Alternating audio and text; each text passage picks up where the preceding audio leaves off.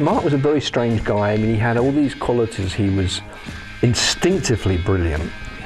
He was arrogant. He was narcissistic. He was self-centered. He was generous. He was kind-hearted. I thought he was very interesting. I thought he was very charming. I thought he was different. He was very outgoing. He had this kind of showbiz aura about him, even before he was famous. He was driven from his early age. He wanted to be a star. He wanted to be a rock and roll star. He knew calculating. I think he had a very good instinct for the market. I learned later that he was also prone to exaggeration, and just making up complete blatant lies to further his career.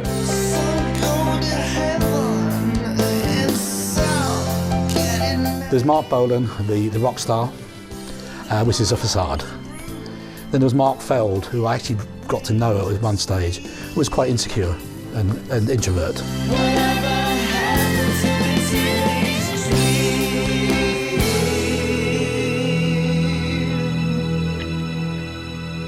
I met Marc in my office at Melody Maker in Fleet Street, and I remember seeing this guy wandering around the corridor with corkscrew hair.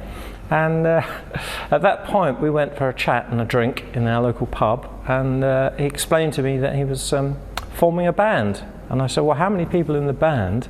2. It's just going to be him and a guy called Steve Peregrine Took.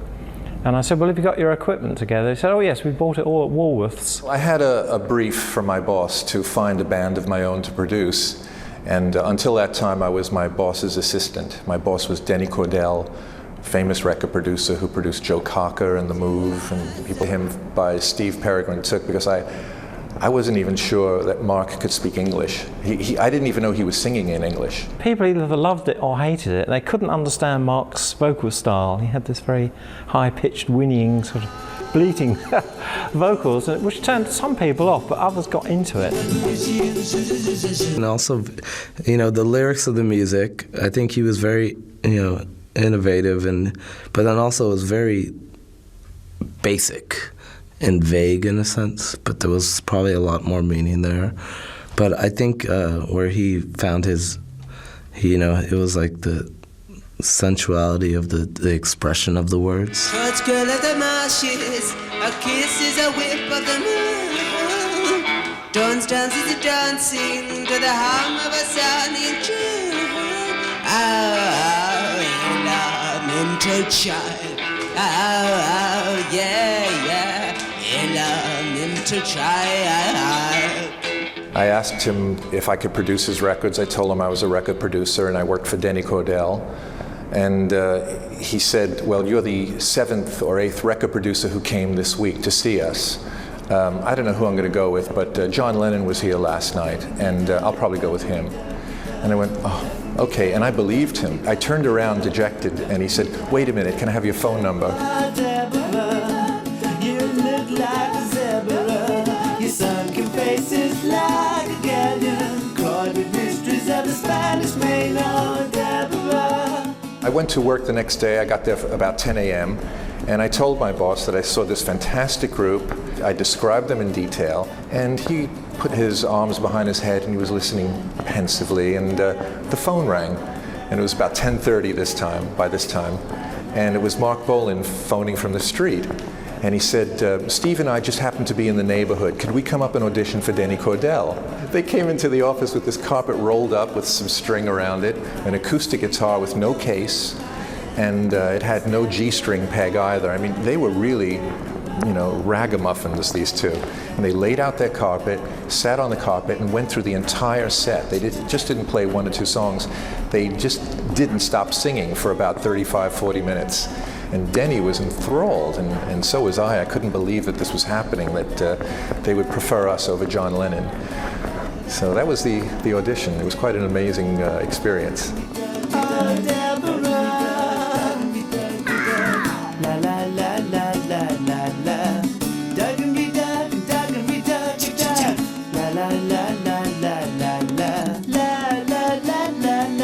Tyrannosaurus Rex were different. Nobody else was really doing an acoustic duo. There was the uniqueness of the songs and the material. However, at the same time, it's quite firmly rooted in its time. I have to admit, I find most of the first album certainly is virtually unlistenable. Like all first albums, Marc was in good shape and the songs were in great shape. I mean, he had been writing them for years, and now here was his chance to like record them. So it really didn't take that long to do the basic tracks. Right after we'd finish a song, instead of proceeding to the next song, they'd pick up the instruments, the overdub instruments, or do doo-wops, you know, do backup vocals and all that. And we'd finish the song, each song would be finished within an hour, and then we would proceed to the next song. So within the first 2 days, we did the entire 14 songs, including a single that didn't appear on that album called Deborah. Deborah was the first Tyrannosaurus Rex single. We managed to do Deborah and a B-side, and so 16 tracks in all, including a visit from John Peel, who came to the studio and he read a short story that Marc had written. We did all this stuff in 2 days. And then we spent the next 2 days mixing. So it worked out really good. Everything was just right. I mean, getting John Peel not only to read the story, but also to be the champion of Tyrannosaurus Rex was just godsend. He had a very close friendship with Marc, which I think started simply through Marc sending him early tapes and things of Tyrannosaurus Rex, knowing that John was a champion of the underdog, knowing that John was somebody who'd get behind young, precocious talent. You know, when he had a disco, John Peel disco, playing records, that's what some of us do, you know, he would insist that Tyrannosaurus Rex were on the bill. And then he'd split the dosh. Beautiful cat. The first albums were great fun. They were very good. I liked them, actually. A lot of people were charmed by them. And he did seem to be doing quite experimental music. Both Marc and I were learning how to make records. We didn't quite get it right yet. You know, we thought this Tyrannosaurus Rex, only because it's different, it's going to sell millions of records, because it's unusual. And, you know, little did I know, and little did he know, that you have to meet the public at least halfway. So I would say, if anything, Marc learned how to simplify his writing and make lyrics that were more understandable and come up with melodies and sounds that were more familiar. Tyrannosaurus Rex were a pretty successful band on the underground scene. The first single, Deborah, just narrowly failed to make the top 30. The second single, 1 Inch Rock, got to something like number 28. They quickly developed a strong following. Tyrannosaurus Rex. On a qui? Ti quoi? I saw Tyrannosaurus Rex playing at all the big festivals, like, for example, the ill-fated 1968 Isle of Wight festival, which was turned into a bit of a disaster for everybody because a great gale blew up. And then poor Tyrannosaurus Rex had to come on and perform in the freezing cold, and you could barely see Marc because he would always squat on his haunches, and with Steve next to him rattling on the bongos, it was very hard to actually see them at all. I said to him that I thought he should really think about whether he shouldn't, you know, go electric, so that he could stand up so that people could see him. Low stage, sitting down, no one, people standing up, no one beyond the first 3 rows could see him. So I thought, well, if you stood up, that might help. If you had an electric guitar, you better amplify it so people would better hear it. And, you know, isn't that a good idea?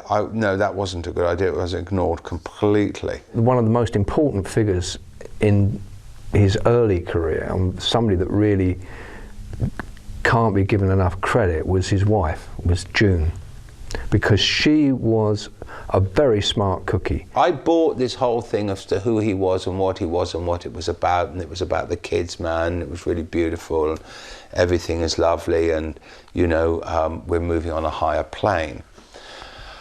And then he started having a romance with our secretary, called June Child. And she describes him somewhere as looking like a combination of Bob Dylan and Biggles. And she sort of fell in love with him almost at first sight. She wasn't doing anything because she was sort of sitting there looking into his eyes, and he was sitting there looking into her eyes and sitting cross-legged and playing guitar to her. Or, you know, it was like, oh no, this is just sickening. So we said, look, June, you can do one of three things. You can leave and go off and live with Marc and just get on with your life. You can stay with us, which is our preferred solution, but, you know, be professional so that, you know, of course you can do phone calls and things, but let's not have any snogging in the office. Or you can you know, you can look after Marc within the office, but all in the context of, you know, in other words, you can stay as our assistant, but, you know, you can be in charge of looking after Marc. So that evening, a note came through the door, the note that I have always regretted losing. And it said, I'm going to leave because I can't have you messing with my art by telling me to go electric. Words to that effect. Very small note, sort of torn off of an envelope, you know, put through the door. And in hindsight, you have to say, well, that was probably an excuse. He thought, right, June is the person who does all the work. She does it. I don't need these old geezers in the back. You know, I'm paying them money. You know, if I pay June, I'm paying myself money. We can do it ourselves. She knew about promotion and about getting people on the road. And it was her energies and togetherness that actually got him moving as Tyrannosaurus Rex, and she did a lot of hard work. She was his mother, his wife, his lover, his secretary. She did everything. Stability. She enabled him to write and to be creative. Marc was quite a self-contained little unit, really, and in the early days he was quite broke. You know, he had the support of June, his wife, and they lived together in a tiny flat in Blenheim Crescent. Marc's studio, which was very funny, it was in the corner was a little curtain, and it said in handwriting, like a child's handwriting, Toadstool Studios, it said. And in this little booth was a microphone and a tape recorder and a guitar, and that's where Marc wrote his songs and got it all together. And I remember actually sitting with Marc one evening, and he gave me a pair of bongos, so I was Steve Peregrine Took for half an hour.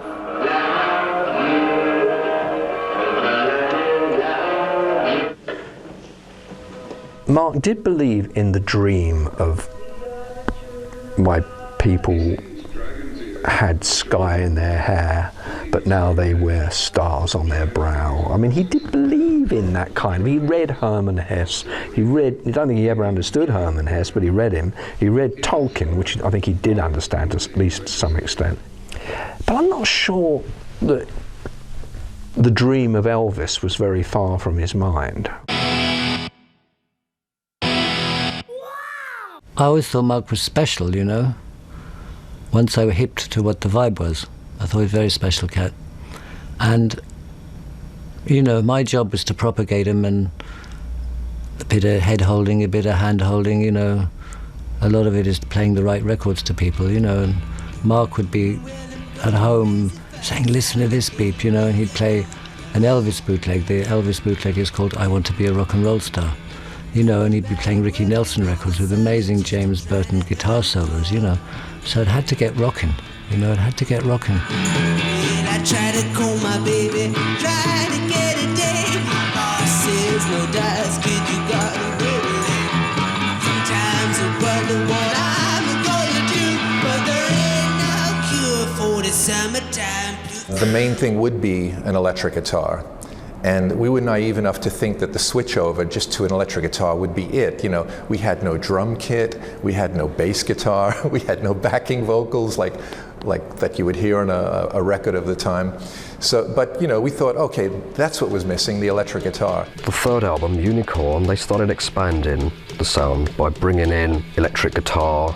Tony Visconti played piano on a song, and they started building up the sound. I went to see him with Steve Took in Tyrannosaurus Rex at the Albert Hall, and I think he was support for The Who.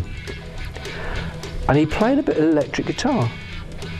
And I thought, wow, his guitar playing's coming on, you know. And I went backstage after this and I said to him, hey, well done, Marc, you know, you're really playing well now, you know. And he said, yeah, no Jimi Hendrix though. And then he went over to his guitar and he struck a match and pretended to set fire to his guitar, which he knew would get me because I was the guy who came up with the idea for Hendrix setting fire to his guitar. Perhaps on Unicorn was the first time that we actually saw, this is really good. This is we're going in the right direction, because we emulated the Beach Boys a lot. I know it's very hidden, but I know exactly what we were listening to at the time. But we still didn't crack it. There were no hits off Unicorn, although to me it's one of the most pleasing, and it's probably the best Tyrannosaurus Rex album. It's okay doing acoustic music, although gradually it was becoming more electrical, but you need, in the studio, you need the expertise of somebody who knows what they're doing with the faders, really. And Tony Visconti could do that. Anyone in Marc's setup who had any kind of aggressive personality was eliminated. Steve Peregrine Took was the first one who kind of wanted to assert himself. He wanted Took to like go mad, you know, do anything you want. He would disappear for days and come up with something that would be so far out, and so he would out-Zappa Frank Zappa with his ideas. That was not the way we were going to sell pop records or millions of records. Steve got very heavily into LSD and was into discovering the greater truth, which, you know, and Marc said to me, I'll never forget it, he said, I left him in a wardrobe in New York looking for God. And then Marc went looking for a new partner.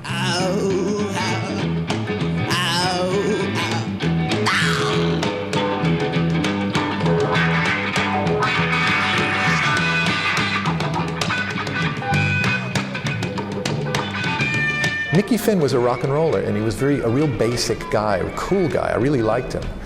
And that was another missing element, that Marc needed a little bit of more grounding. He needed a bit more grounding, which Mickey Finn provided for him. He knew Mickey Finn from somewhere before. They'd either worked together or he was on the scene around, and he saw him as a very good-looking kind of clothes horse figure that could do a little bit of back and look good. It was the look.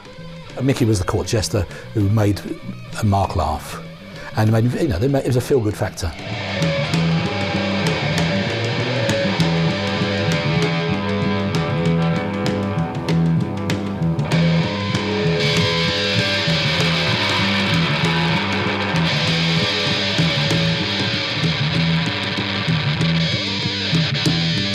I was tired of writing Tyrannosaurus Rex every day on my calendar.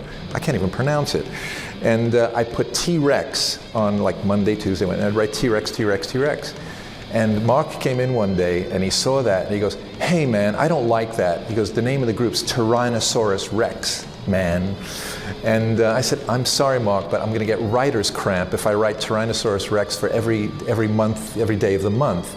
So he went, okay, you know. And shortly afterwards, he changed the name to T.Rex.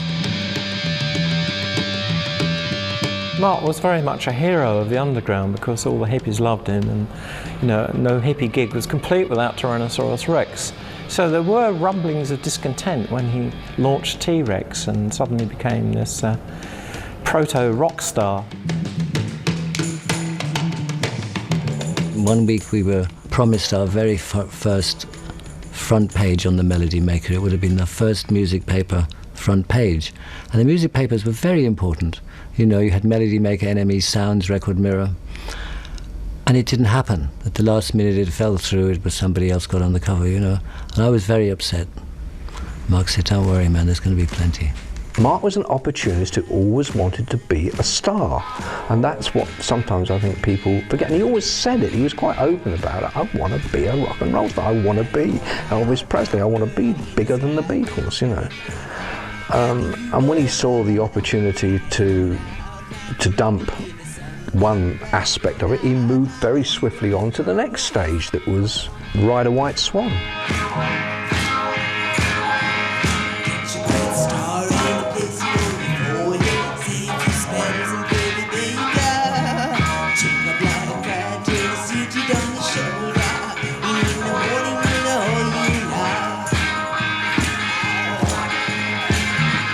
Ride a White Swan was our first big hit record.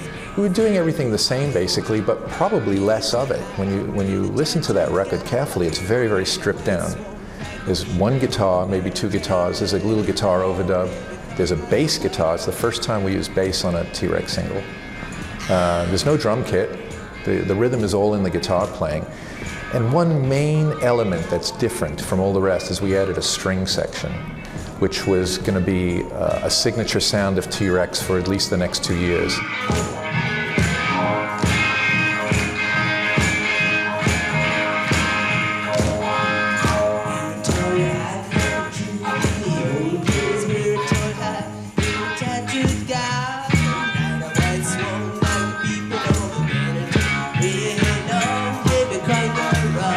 I remember when Ride a White Swan was first released, and he started to get a little bit downhearted. And he was angry. I'd never seen him angry before. He was very bitter that the radio weren't playing Ride a White Swan.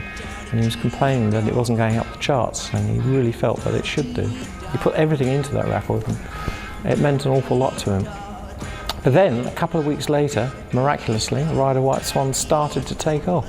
It got picked up, I think, by a couple of DJs, and it was a fluke hit. There was no overnight success. We really worked hard for that.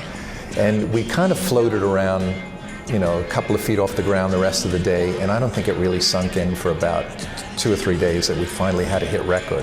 That's when the team started to take a bit of interest in him. The young girls started to take interest in him, and he picked up on that quite quickly. I always felt that Marc Bolan, though, he should be a rock and roller, because he was a rock and roller, so why not bloody well rock and roll? Bass, drums, hit the thing, let's go, plug in, let them scream, great. Marc said, I want to do this with a band, finally. It was his decision. In the interim, we actually did a couple of gigs together. Because of Ride a White Swan, I did a few gigs on bass with T.Rex. And one day, Marc realized I couldn't be the band's bass player because I was producing other people and I couldn't go on the road. And he said, I found a guy called Steve Curry. So Steve joined the group first, and he was all set to play on the next single, which was Hot Love. And Marc needed a drummer. Thank you.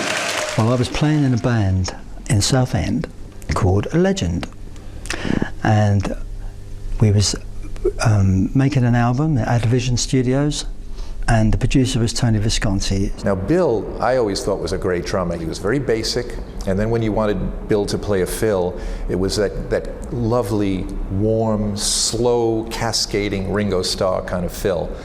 So I said to Marc, I think I found your drummer for the recording session. We were just booking Bill for 15 quid. The funny thing about it was I went out and bought all the old Tyrannosaurus Rex albums, and I'd never heard of this, and yet when I actually went to do the session, it was totally different. She's my woman of gold, she's not very old. She's my woman of gold, she's not very old. I just walked into the studio, said hi, and sat down and we did the songs. One was Woodland Lock and the other one was Hot Love. It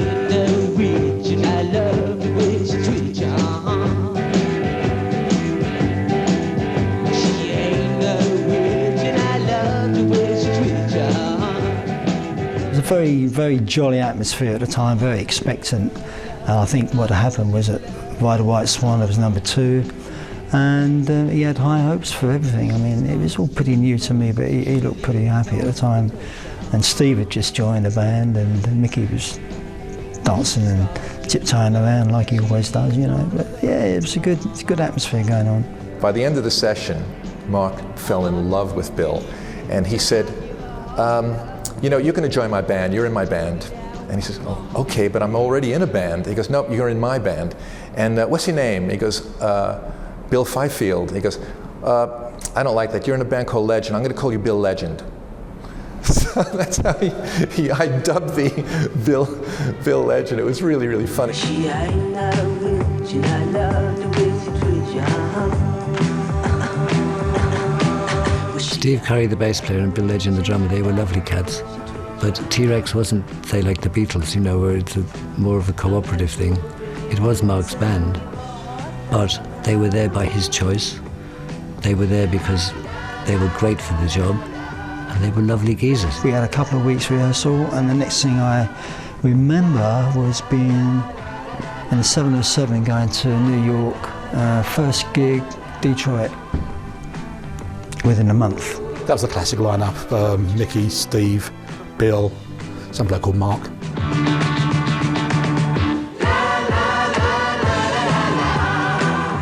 At that stage, it was fun to be with them. It was a family. You were all part of the family. All I mean, there was them. There was BP Fallon, and there was Mick O'Halloran and myself. We were all family, and June, and they treated us like that.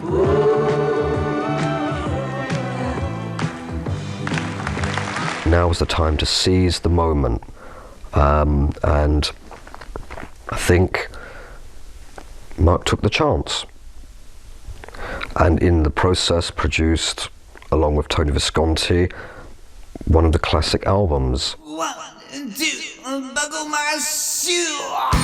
The Electric Warrior album was the first album that I played on, and it was during that first tour that we started to record it. Did a lot of stuff in Los Angeles. Get It On was recorded in Los Angeles. And so it was quite a defining time, really, with the band knitting together, getting an understanding and gelling. You got the teeth of the Hydra upon you. You're dirty, sweet, you're my girl. Give it on, and the gone, get it on. Get it on, and the gone, get it on. Bill was a great drummer, and Steve was a great bass player. The two of them were probably one of the best rhythm sections that I've ever worked with. And when you hear those records, they were made, we didn't labor all day over one song. We would record about 6 songs in one day. They could just knock them out. You know, they were really hardcore, really good rock musicians. We never rehearsed any of the stuff. I mean, you go in the studio and you didn't know what you was going to do. The songs would just be laid on you.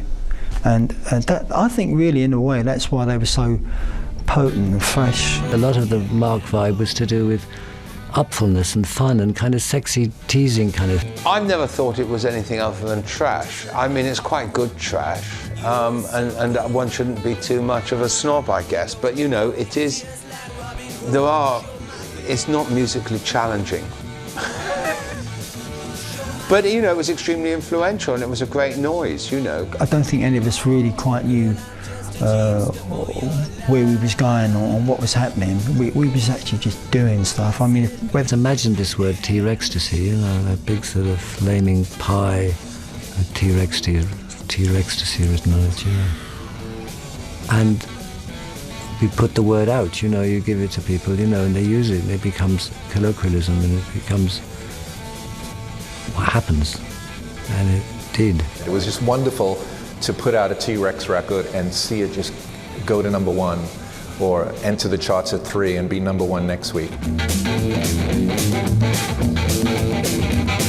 Suddenly, overnight, he was a top 10 pop star, appearing on Top of the Pops and being screamed at and chased down the street by thousands of adoring fans. You know, to be in a car with all these girls on top, and at one point we had to put our feet, like lie on the thing and put our feet up in the air to stop the car roof coming down, you know.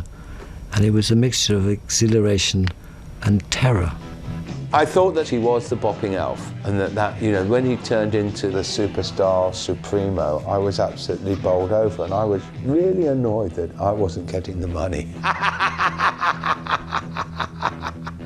Some other bastards got the money.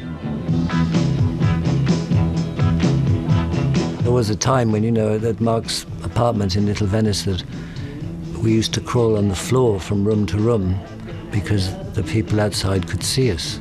And they were the girls, you know, and they would go completely bonkers, you know. I think he was a big influence on the 70s because he was the first real glam rocker in the way he looked. Everybody else followed him, even Bowie.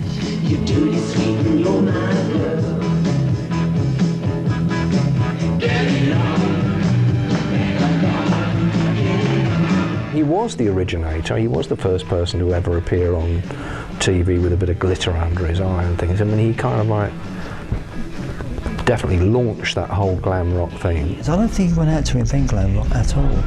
That everybody else actually took it up, took the idea up.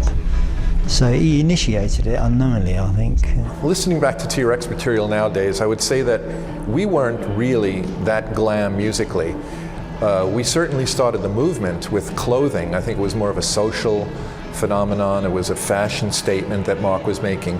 The music is rockabilly, it's R&B, it's Chuck Berry revamped.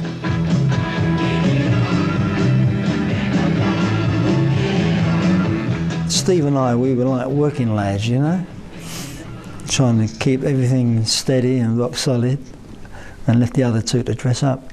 He found something, he believed in something, but he loved to have fun, and he put that energy into the music. He didn't take it for granted, but he wanted to rock, and he wanted to take it, he took it strong, but, it's a strange thing, because, that was considered pop music of the time, but compared to the pop music that's out now, there was so much more soul and depth to that,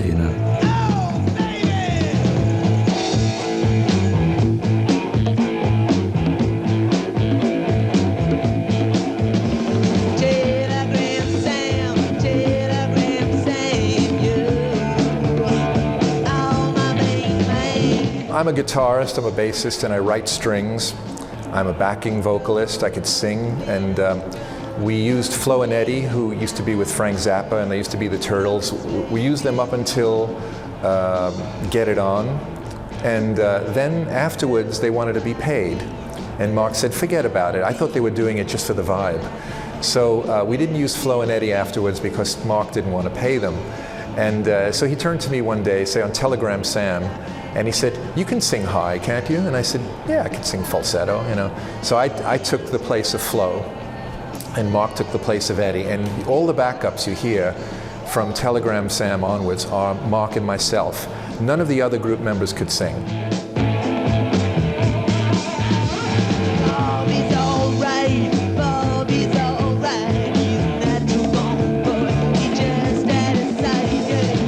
Telegram Sam was done first take, believe you me. I mean, we'd rehearsed it 3 or 4 times, and it was in Copenhagen. We got into the studio and we gone through the stuff. And I remember at the end of it, I wasn't all that, convinced. And he said, no, that's fine, and we left it.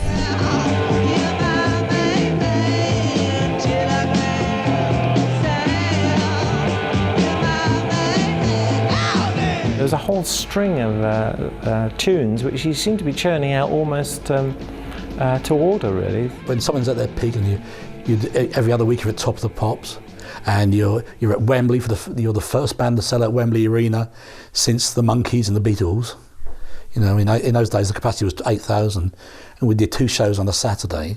That's a highlight. When the T.Rex thing was kicking in super treble mega, you'd have kind of the Lord Mayor would come with his or her children, into the dressing room wearing this big old chain thing, and would invariably get stoned inadvertently because, Marc didn't smoke jazz woodbines, but I certainly did, And these people would go out there well wafted, and then dig the gig.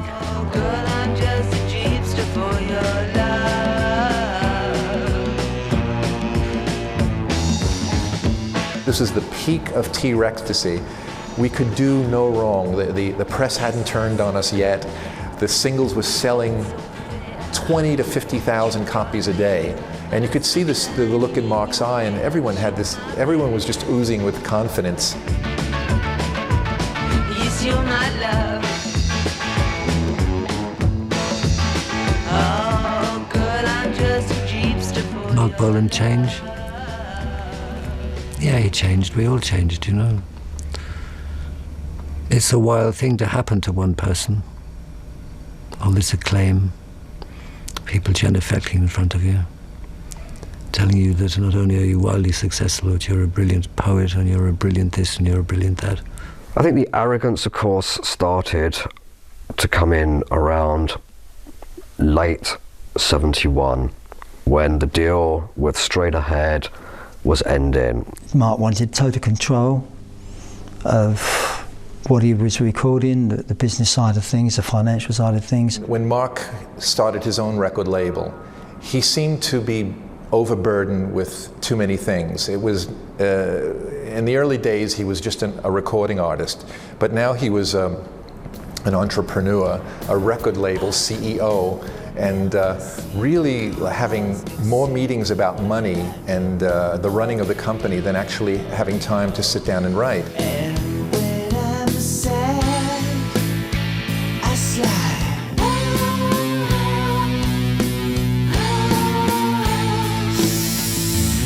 The Slider album was on T.Rex label. Slider was basically recorded in France, maybe the Chateau de Rouvre. I think it was recommended to Marc by Elton, who had done a Honky Chateau album over there. And we went over there on a couple of occasions for 2 or 3 weeks at a time, and most of the tracks were done there. With my Les Paul, I know I'm small, but I enjoy living anyway. I bought a car, it was old because I get in my mind and it disappears. I loved the Slider. It was like a continuation of Electric Warrior, really, with, I don't know, there seemed to be more overdubs and stuff going on.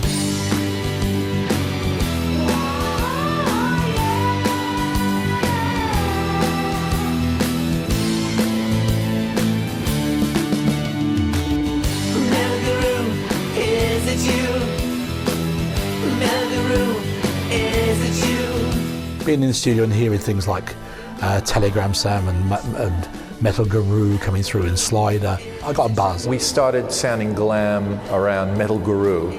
That was kind of a glam sound, you know, it was very glossy and very crispy, and it was shiny and polished and all that. You're gonna bring my baby to me. At the time, we music critics tended to look down our nose a bit at Marc at this point for repeating himself. People started to think that Marc was just doing it like rock hits by numbers, you know. The press built Marc up to destroy him. I mean, they built him up as they do everyone else. When he was on the way up, everyone was for him. And then all of a sudden he was at the top and, you know, people started sniping. Marc did try to change the sound. It's noticeable that from the end of '72, the records are a lot harder.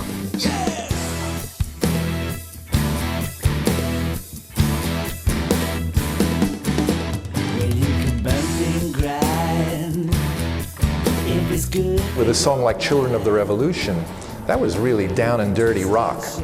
You know, that wasn't so much pop anymore. That was a very, very heavy song. But you won't fool the children of the revolution. No, you won't fool the children of the revolution. No, no, no. Album-wise, after the Slider, I don't think there was ever a great album. Tanks was recorded very quickly. I think we possibly may have done 15 to 17 tracks in 3 days. Marc had a lot of ideas going through his head at the time, but I really loved Tanks. I think in hindsight, even more so now than then, I think because of all the rush and the hubbub that was going on at the time, you think, oh, everything's in a rush to get something out. But looking back, it's a lovely album. There's some beautiful songs on it. By the time we made the album Tanks, a lot of the keyboard playing, the mellotron and even recorders and all that, that was me playing it. I was the member of the band who could play all the stranger instruments. And when you get the album and you read the credits, I challenged Marc. I said, why aren't my credits there? It's just produced by Tony Visconti. He says, well, I worked it out that your name would appear more times than mine.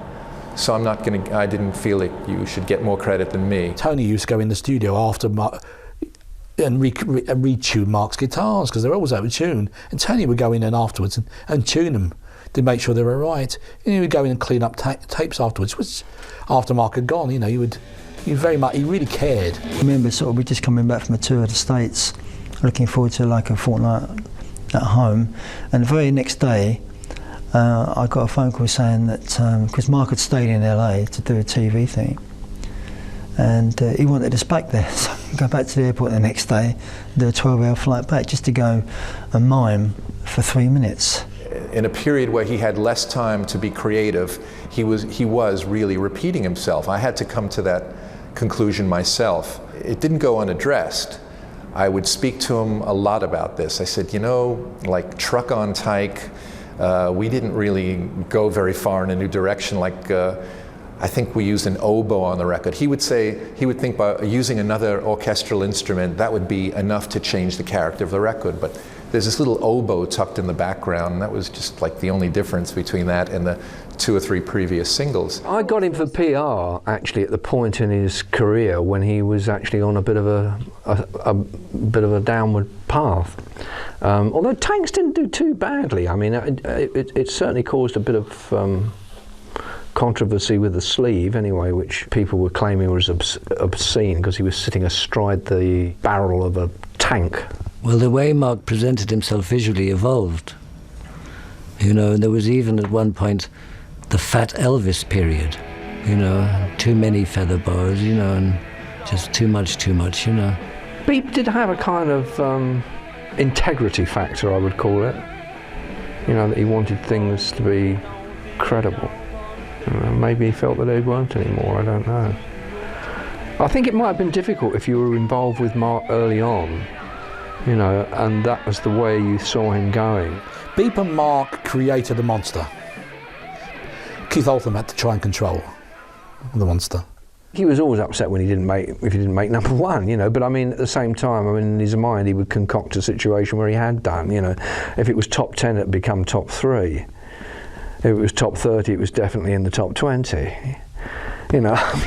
And after a while, he would believe in his own publicity, you know. I would be privy to the record sales, and if we sold 20,000 records, he would phone me maybe later in that day and said, we sold 35,000 records that day.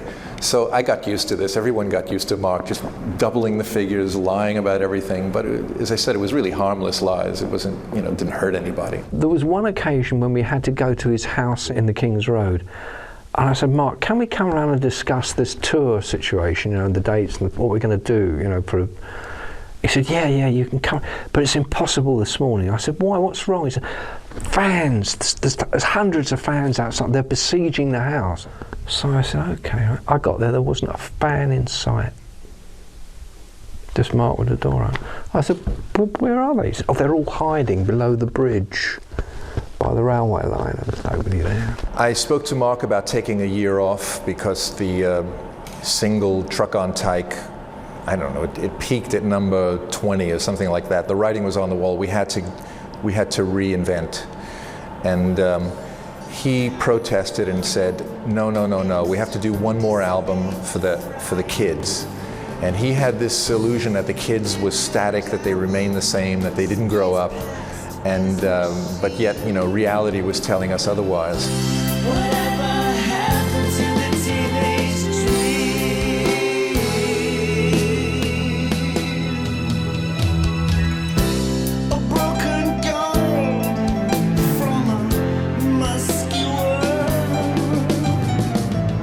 Sing Alloy was the last studio album that I played on, and I kind of sensed a different atmosphere about everything. And I think at that time, I don't think June was on the scene anymore. June went back to England on business, and while the cat was away, the mice would play. It was the time when Gloria Jones came on the scene that she said, that's enough, I'm out. Marc and Gloria Jones were like two mad children skipping through the door, you know, giggling and laughing, completely in love with what the other one was about. It was never about the money, and it was about love for her. And that's this one thing she always tries to, you know, she lets me know. All of a sudden, she'd become the Yoko in the band. And it's changed the perceptions, the friendliness between people. Marc became more remote. He was in love. Gloria Jones is not to be thought of as lightly. You know, here's the woman who wrote If I Were Your Woman for Gladys Knight and the Pips, you know, who wrote Tainted Love, recorded it first, you know, and did lots of Tamla Motown stuff.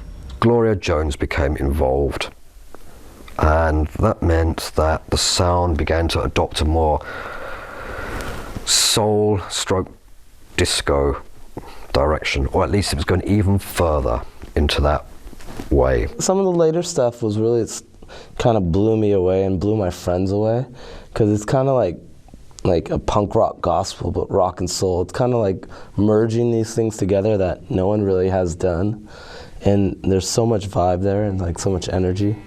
And you know, the energy was probably coming from other places too. I don't know whether he was doing it for Gloria's sake, or he was experimenting, you know, with this kind of soul-y thing and fused with what he was doing. I don't think that was ever going to work.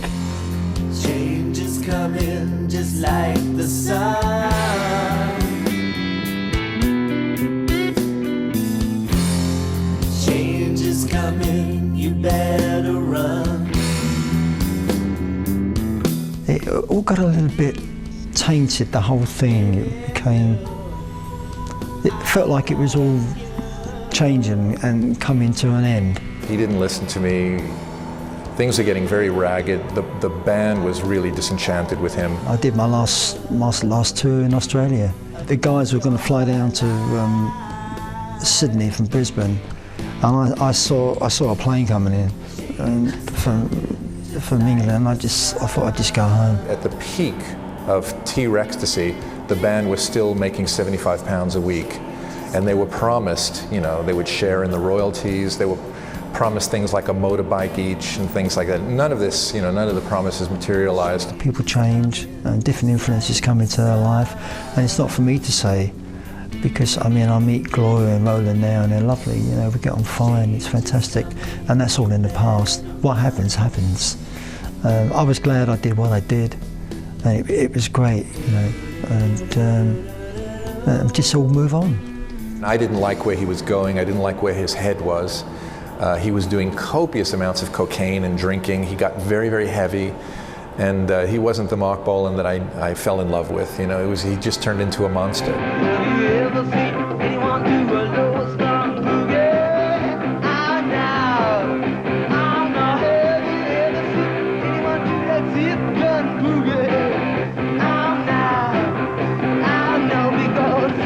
With the cocaine cut in, yes, you could be recording all night and you'd end up with a load of rubbish, and we could do the same track over and over. Later on, he certainly became a very heavy drinker, far too heavy for his own good. You can do everything you possibly can to try and deter it. I mean, I did with the alcohol, but if they want to drink, they find ways to do it, and the same with coke. It comes from within. You have to have that desire not to do it. Marc was, I guess, struggling a little bit and didn't quite know which way to go, because at that time, of course, he didn't have Tony Visconti helping him.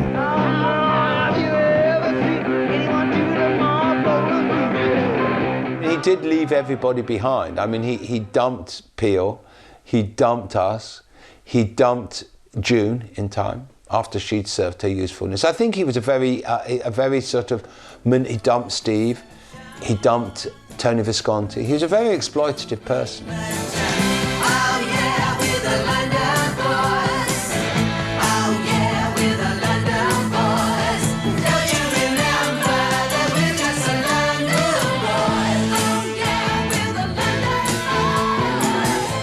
Every great star go through troughs. They go through ups and downs. You know, Marc was going through a down towards the end of his life.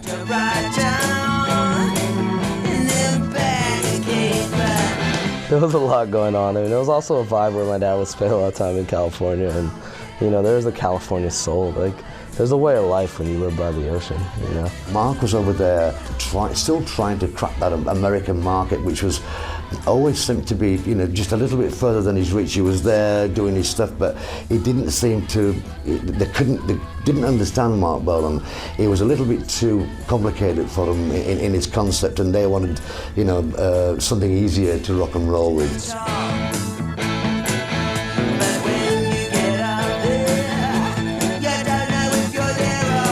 This is an illustration of one of the little columns I used to write for Marc in Record Mirror, which was a music paper at the time, which we used in order to try and keep Marc's profile alive while he was spending a lot of time in America. These are basically Marc's own words.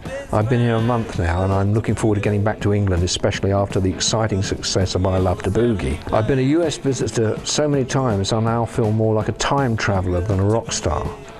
I made my usual visit to Tower Records, as I always do before leaving the City of the Angels. It's a great store, claimed to be the largest in the world. My favourite section are the old blues records, of which they have hundreds. Stayed up late, as is my wont, being basically a nocturnal creeper, and laid down the Bolan bones as the sun rose on Bel Air. Flight flew as I got into the ancient sunny London. I felt all warm and patriotic when I returned, as I always do when I've been away for more than a month. I wheeled in baby Rolan. My main reason for coming in cooking is the release of my 20th groovy platter, Laser Love.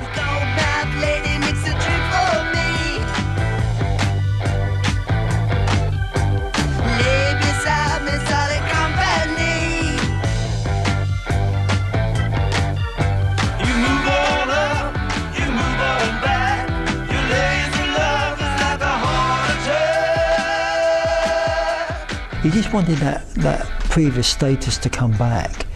You know, he had a good band around him, and he just wanted to recreate his former status in music, and that was his overriding passion all the time, was to keep on writing music and come up with good material and be successful. Well, you damaged the soul of my soul. You pulled my love out by the roots, but I'm not such a bad boy. He'd been through his Fat Elvis period. He was making groovy records, you know, so he went on and up. Well, Dandy in the Underworld was his last studio album, and it came out in around 1977.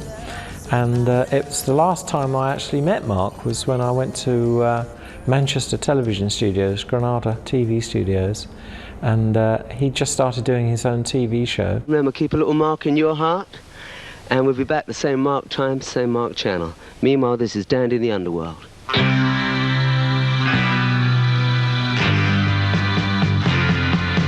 Prince of Players, horn of nine, born with rain from the heart of the sun. I definitely think he was on the rise again. He had dropped his weight when I met him. He was curtailing his drug activity, and he looked pretty good. And his self-esteem probably shot up by having this television program. You know, that was really quite a nice thing to have at that stage when everyone kind of looked at him as being washed up. The TV shows came about, I think, through Muriel Young, and she saw in Marc somebody who could get that young female audience that came home from school about 4:15 in the afternoon with nothing to watch on television, right? And Marc Bolan could bring on, with his pull, a lot of the young bands. And it was the time of punk. He saw himself as the godfather of punk. But he picked that word up in America because, you know, he's called himself a punk in America. I think there's an American slang word and he was certainly talking about being a punk in '72. And he did those shows, you know, the Marc Bolan specials, and he would have The Jam, Generation X, The Damned. He had David Bowie on his last show, of course. And I'd travel up to Granada with him on the train and everything, and he loved it. Loved it. He was always looking to the future and what was going to be the next, influence in music. In '77, my ex-wife had a single. Mary Hopkin had a single, and she got to appear on Top of the Pops, and I accompanied her.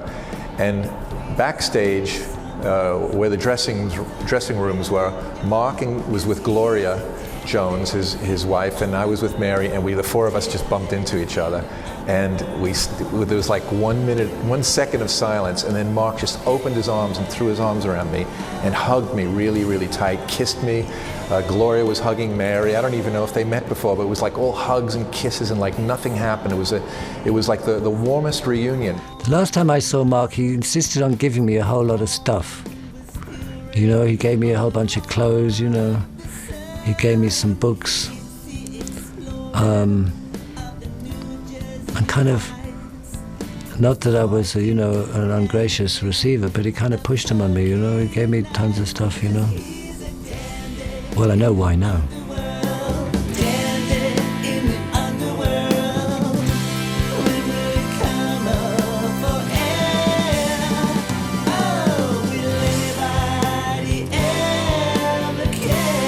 I got a call at about 4:30 a.m. in the morning at my home from Reuters saying Marc Bolan and his wife had been in a car crash and Marc was dead. And I said, my God. It was a very sad moment. I mean, I liked Marc a lot. He was one of my clients that I would regard as a friend. Many of Marc's lyrics refer to what was going to happen. Hubcap Diamond Star Halo, Tyrannosaurus Rex, the eater of cars. Summer is heaven in 77. The recordings he made before he died were starting to show promise of a stronger Marc Bolan, and he would have made movies. He probably would have directed movies. It was a lot he could have done. He wasn't even 30 when he died, you know. There's a lot he could have done. It's like I knew my dad was a big rock star, but he wasn't around. But I had his music to share, and he was an intelligent, he was a great person that wanted to do what he wanted to do, you know. But he loved to have fun.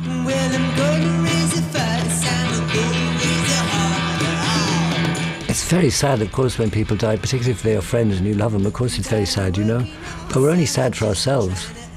You know, because there he is, you know, he's jamming with Jimi Hendrix and Carl Perkins, you know, and what have you, you know, telling Jimmy how to play the guitar, you know. Sometimes I wonder what I'm gonna do, but there ain't no cure for the summertime.